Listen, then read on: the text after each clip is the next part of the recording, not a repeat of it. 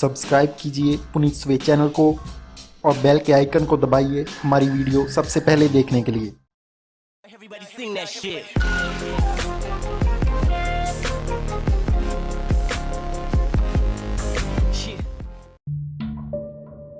अपार शक्ति का स्रोत भगवान शिव। उनकी शक्ति को इतना विध्वंसकारी कहा जाता है कि तीनों लोकों को एक ही पल में ध्वस्त कर दे, और ऐसा माना जाता है कि वे 8वें आयाम में निवास करते हैं और इस आयाम को कैलाश कहा जाता है, और इसी के नाम से एक पर्वत का नाम भी पड़ा है, कैलाश पर्वत, क्योंकि भगवान शिव इस भौतिक दुनिया में इसी पर्वत पर निवास करते हैं। वैसे तो दुनिया का सबसे ऊंचा पर्वत माउंट एवरेस्ट माना जाता है, जिसकी ऊंचाई 8,848 मीटर है, परंतु फिर भी इस पर 4,000 से ज़्यादा लोग चढ़ाई कर चुके हैं, जबकि दूसरी ओर कैलाश पर्वत सिर्फ 6,638 मीटर ऊंचा है। फिर भी इस पर कोई भी इंसान आज तक चढ़ाई नहीं कर पाया।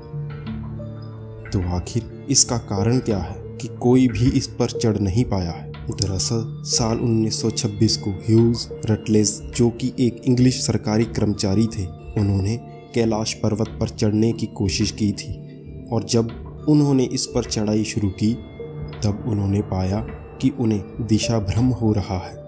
वो कभी तो उस पर चढ़ रहे होते तो कभी नीचे उतर रहे होते, और उन्हें समझ नहीं आ रहा था कि हो क्या रहा है। इसी तरह एक और पर्वतारोही जब कैलाश पर्वत पर चढ़ने के लिए आया तो उसने पाया कि जब उसने पहला कदम उस पर्वत पर रखा तो उसकी धड़कन बढ़ गई, और धीरे धीरे ये बढ़ती ही गई, और एक समय उससे यह सहन ना हुआ और वो वापस आ गया। इस तरह एक और पर्वतारोही जिसने इस पर चढ़ने की कोशिश की और कुछ दिन इस पर बिताए भी, उसने अपनी किताब में लिखा कि उस पर्वत पर रहना असंभव था। वहाँ किसी अनजान वजह से दिशा भ्रम होता है और आपको दिशा का ज्ञान नहीं रहता। वहाँ पर कंपास भी धोखा देने लगता है और शरीर के बाल और नाखून भी ज़्यादा तेज़ी से बढ़ने लगते हैं। वह जगह बहुत ही अधिक रेडियो एक्टिव है। तब वो पर्वतारोही कैलाश पर्वत पर चढ़ने की जिद को छोड़कर वापस आ गया। आखिर क्या है इसका रहस्य जो इस पर्वत पर चढ़ा नहीं जा सकता?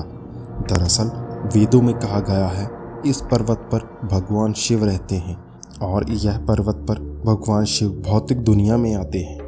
दरअसल दुनिया के कुछ बड़े वैज्ञानिकों ने रिसर्च में पाया कि यह जगह बहुत ही ज़्यादा रेडियो एक्टिव है, और इसका असर हम पर भी पड़ता है, और हमारे पुराणों में भी भगवान शिव को महाशक्ति कहा गया है।